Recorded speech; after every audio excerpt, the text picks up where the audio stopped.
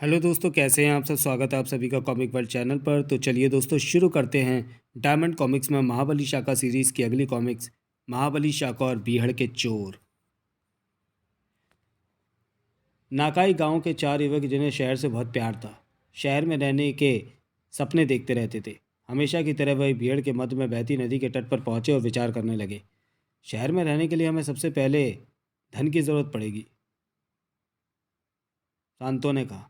धन तो हमारे पास आएगा नहीं, कुछ सोना है हमारे पास जिसे शहर में हम ज़्यादा दिन तक नहीं टिक सकेंगे, कनोबा ने बताया। देखो दोस्तों, एक योजना है मेरे पास, लेकिन उसमें खतरा बहुत है, माकोई बोला। तुम योजना बताओ, शांतो ने कहा।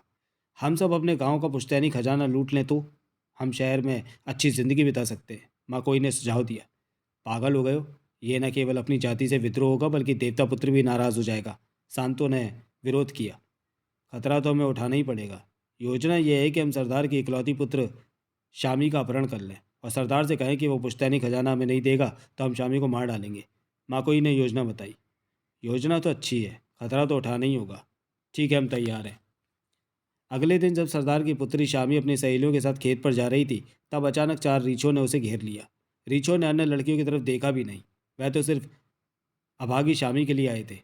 शामी उन्हें देखकर भय से चीखती हुई भागने लगी और कुछ ही देर में अपनी सहेलियों से दूर चली गई। भयभीत सहेलियों में रीछों का पीछा करने का साहस ना था, अतः वह गांव की ओर भाग गई। शामी की सहेलियों ने जब सरदार को यह समाचार सुनाया तो सरदार ने गांव के बहादुर युवकों को राजकुमारी की खोज में भेज दिया। सांझ तक जब सारे युवक निराश होकर लौट आए, तब सरदार ने दो युवकों को महाबली शाखा की गुफा पर भेज दिया। उनके जाने के बाद वह दुखी मन से अपनी झोपड़ी में बैठा और शोक मनाने लगा। मगर तभी उसकी दृष्टि मेज पर रखे एक पत्र पर पड़ी। उसने पत्र उठाकर पढ़ा। सरदार पत्र पढ़कर चुका ही था कि तभी महाबली शाखा आ पहुंचा। शाखा के आगमन की खबर से सरदार घबरा उठा। उसने सोचा, अगर देवता पुत्र को मैंने कुछ भी बताया तो अज्ञात अपहरणकर्ता शामी को मार देंगे। लेकिन शाखा सरदार के चेहरे के भाव देखकर उसके मन की बात ताड़ गया। उसने सरदार को समझाया। सरदार वोडू, क्या आज देवता पुत्र से तुम्हारा विश्वास उठ गया? क्या आज तुम ये सोचने लगे हो कि देवता पुत्र तुम्हें संकट में डाल देगा? नहीं नहीं देवता पुत्र, नहीं, मैं तुम्हें सब कुछ बता दूंगा। सरदार ने महाबली शाखा को वह पत्र दे दिया जिसमें खजाना न मिलने पर शामी को खत्म करने की धमकी लिखी हुई थी। शाखा ने थोड़ा विचार किया और कहा, सरदार वोडू, तुम वैसे ही करो जैसा पत्र में लिखा है। मैं भी तुम्हारी तरह यही चाहता हूँ कि शामी के सकुशल सकुशल लौट आए, भले ही खजाना हमारे हाथ से निकल जाए। इतना कहकर शाखा अपनी गुफा की ओर लौट पड़ा। वह सोच रहा था, शामी का घेराव तो चार रीछों ने किया था, लेकिन ये खजाने की मांग करने वाले अपहरणकर्ता वहां से कहाँ आ टपके। शाका अपनी गुफा के कंट्रोल रूम में पहुंचा जहां से वह पूरे बिहड़ की निगरानी करता था। उसने स्क्रीन पर चिकनी पहाड़ी को फोकस किया और देखा कि वहां चीर रेज गुफा के द्वार पर बैठे हैं। उनके पास ही चार धनुष और तीरों के तरकस रखे हैं। शाका उन रीछों से मुलाकात करने के लिए निकल पड़ा जो कि धनुष बाण भी रखते थे।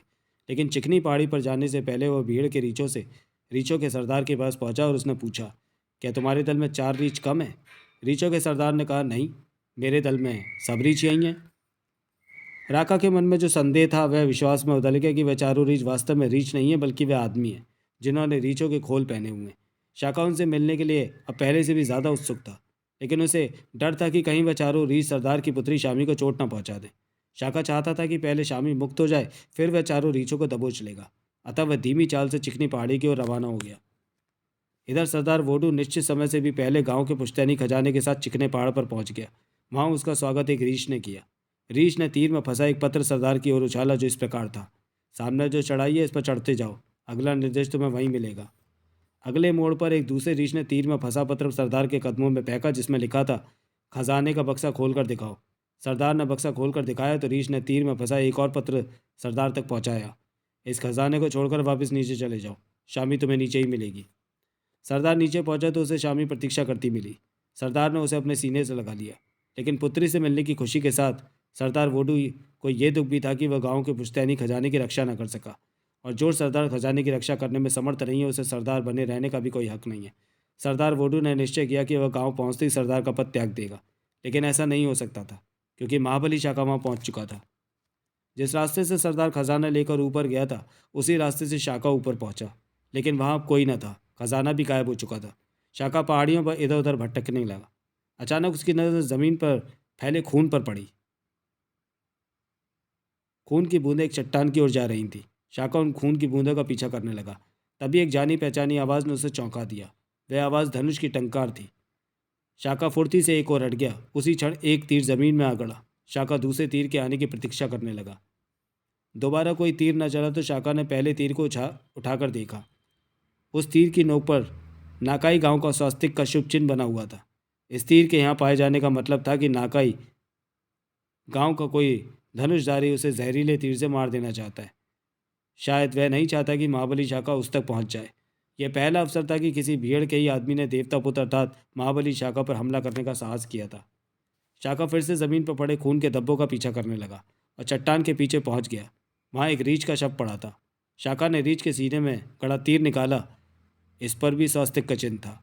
शाका ने रीछ के सिर का खोल भी उतार दिया तो उसे नाकाई गांव के एक युवक का चेहरा नजर आया, लेकिन वह मर चुका था। शाका उससे कुछ पूछ नहीं सकता था। शाका को वहाँ एक जोड़ी जूतों के निशान मिले।